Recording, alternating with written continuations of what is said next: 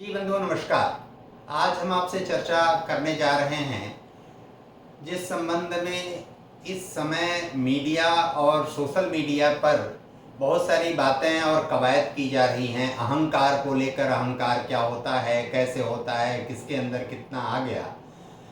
एक बात बहुत स्पष्ट है कि सत्ता का अधिकार अनिवार्य रूप से अहंकार पैदा करता है।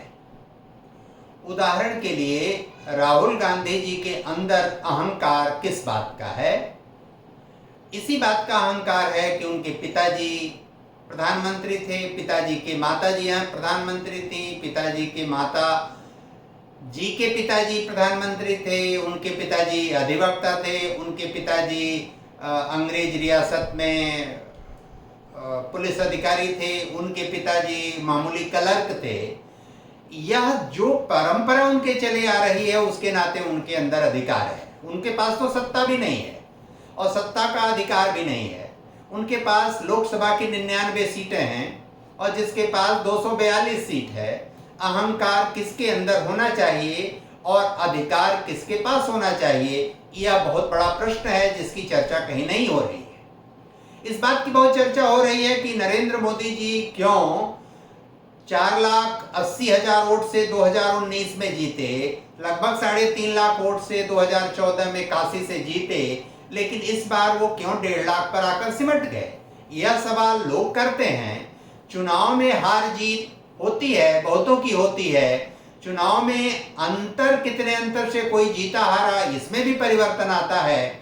लेकिन सवाल क्या इसने किसी ने किया कि जिसकी माताजी 3-4 बार अमेठी से सांसद हों, उनके पिताजी अमेठी से कई बार सांसद रहे हों, उनके पिताजी के अनन्य दोस्त कैप्टन सतीश शर्मा जी अमेठी से सांसद रहे हों, 8-10 बार जो सांसद जिसके परिवार के लोग लगातार अमेठी से रहे हों, वह क्यों चुनाव 2019 में हार जाता है और जिसको मामूली आदमी समझता है उससे हार जाता है। यह सवाल कोई नहीं पूछता कि 2024 में राहुल जी आखिर अमेठी को छोड़ क्यों देते हैं चुनाव के लिए। यह कोई सवाल नहीं करता कि एक ऐसे अपने सहयोगी को वहां चुनाव लड़ाया जाता है ताकि मैसेज ये न जाए कि हमारे परिवार का कोई व्यक्ति चुनाव हार गया। पहले से कहीं न कहीं भय कांग्रेस के अंदर था, जिसके नाते प्रियंका गांधी या राहुल गांधी वहां से चुनाव नहीं लड़े। एक ऐसे अपने पारिवारिक व्यक्ति को, सहयोगी को, सहायक को वहां से चुनाव लड़वाया गया जिसके हार जीत का पार्टी या परिवार पर कोई प्रभाव न पड़ता। इस उद्देश्य से वहां चुनाव लड़ाया गया। यह सवाल, यह बात लोग नहीं करते।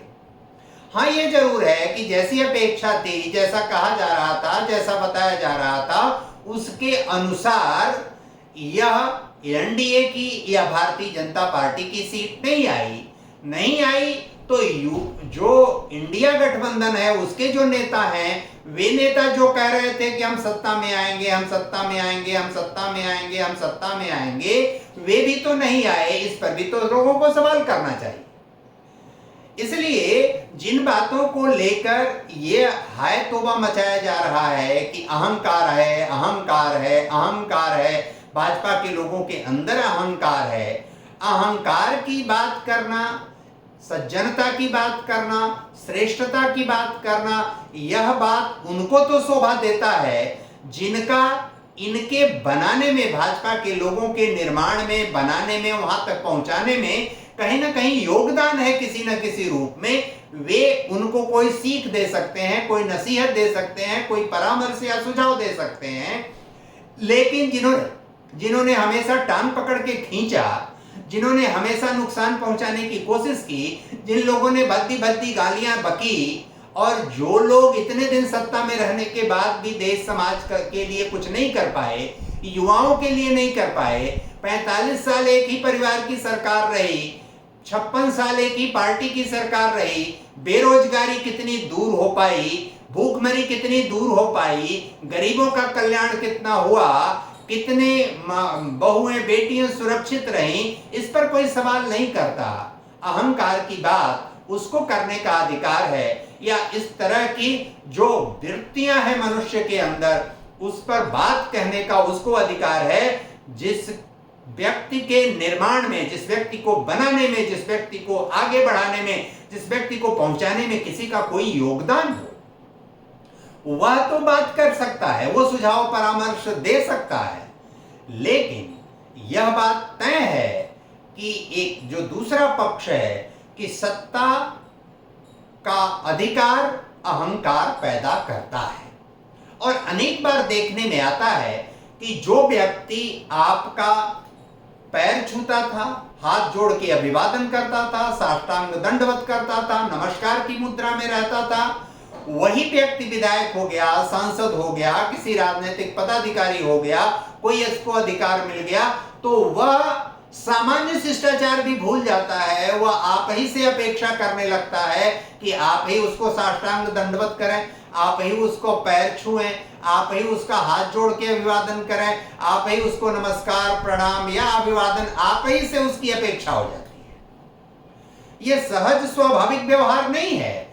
लेकिन सत्ता का जो अधिकार है, जो अधिकार मिलता है, उस अधिकार के आते इस प्रकार की प्रवृत्ति पनपती है मनुष्य के अंदर, और यह प्रवृत्ति पनपना किसी के लिए भी श्रेयस्कर नहीं होता।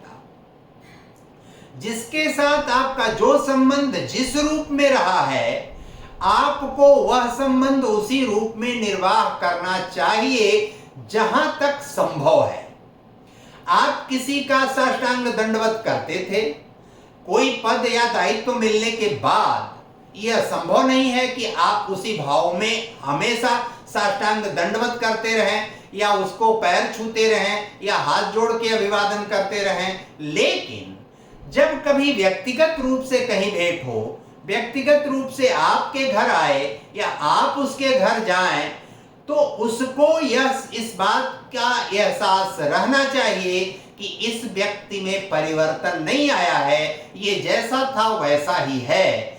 और ऐसा करने पर जो आपको दायित्व या पद या सरकारी पद या लोकप्रियता या एमएलए हुए, एमएलसी हुए या सांसद हुए, राज्यसभा में मनोनीत हुए, मंत्री हुए, चाहे जो भी हुए, अगर उसके आधार पर आप अपना व्यवहार करते हैं तो आपको कहीं से भी भविष्य में किसी को उंगली उठाने या सवाल खड़ा करने की नौबत नहीं आती है। अहंकार किसके पास नहीं है? अहंकार अखिलेश जी हों, राहुल जी हों या अन्य लोग हों, इन सब लोगों के अंदर तो केवल एक ऐसे परिवार के सदस्य हैं जिसके नाते बहुत सारा अहंकार है। तेजस्वी यादव जी के अंदर अहंकार केवल एक परिवार के अमुक व्यक्ति के वो पुत्र हैं, इसके नाते अहंकार है। बहुत सारे लोगों के अंदर एक यह अहंकार है। लेकिन जो व्यक्ति किसी बड़े परिवार का व्यक्ति नहीं है, किसी धनी परिवार का व्यक्ति नहीं है, लेकिन जिसके द्वारा आज कोई सुझाव परामर्श दिया गया, उसी संगठन, उसी वैचारिकी, उसी आधार से वो खड़ा होकर यह व्यक्ति यहां तक पहुंचा है। और दोष अच्छा या बुरा किसी के अंदर आ जा सकता है। मैं यहां अहंकार की बात, दंभ की बात, घमंड की बात और स्वाभिमान जैसे शब्दों की व्याख्या की बात नहीं करता। इस पर अलग से हमने अपनी बात कहा है, वो हमारे YouTube चैनल पर है, उसको लाइक सब्सक्राइब आप पढ़ सकते हैं, देख सकते हैं, सुन सकते हैं, उस पर विचार कर सकते हैं। लेकिन जहां तक अहंकार का प्रश्न है, वह अहंकार स्थान मिलने के बाद यदि आपके अंदर नहीं आया, तब यह प्रमाणित होता है कि आप मनुष्य की श्रेष्ठता के हकदार हैं। मनुष्य का जो श्रेष्ठतम व्यक्तित्व है, श्रेष्ठतम जो आधार स्तंभ है, जिसके नाते किसी को मर्यादा में, पुरुषों में सर्वोत्तम कहा जाता है, आप श्रेष्ठ मनुष्य कहलाते हैं, मनुष्यता के मानदंड को पूरा करते हैं। ऐसा होने पर आप सहज रहिए, सरल रहिए, स्वाभाविक व्यवहार करिए, तब वह चीज आपको प्राप्त होती है। यदि सहज और स्वाभाविक नहीं है, राहुल जी बार बार कह रहे हैं कि यदि हमारी बहन चुनाव लड़ जाती काशी से, तो मोदी जी आप 1.5 लाख पर सिमट गए, आने वाले समय में वो 2-3 लाख वोट से हार जाते।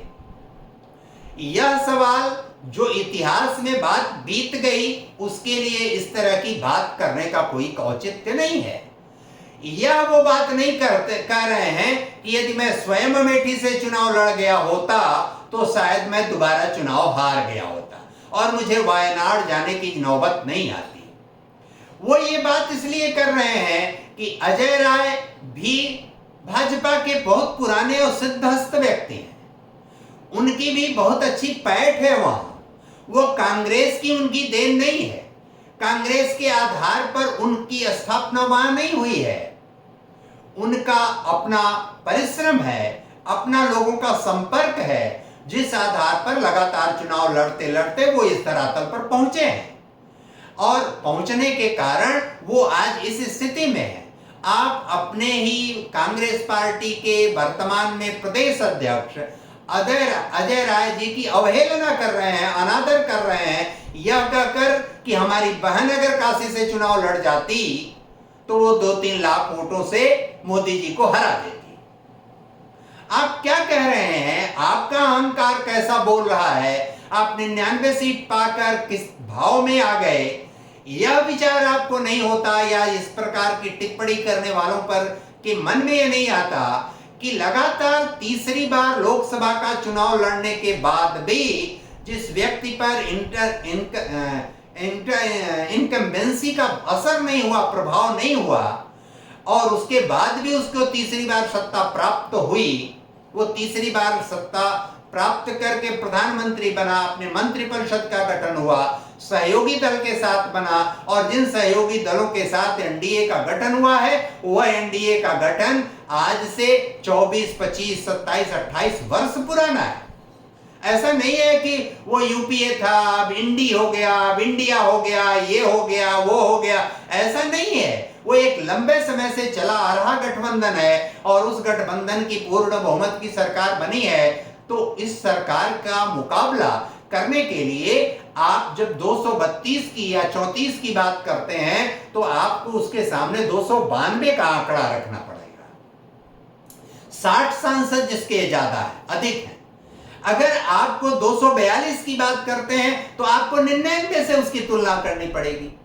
इस नाते सत्ता का अधिकार अहंकार पैदा करता ही है, और यह पैदा यदि हुआ तो उस पैदा हुए अहंकार पर कुछ भी कहने सुनने का जो हक है, वह हक विपक्ष को नहीं है, वह हक राहुल गांधी या कांग्रेस को नहीं है, वह हक तृणमूल कांग्रेस और तेजस्वी यादव को नहीं है, वह हक अन्य किसी को नहीं है।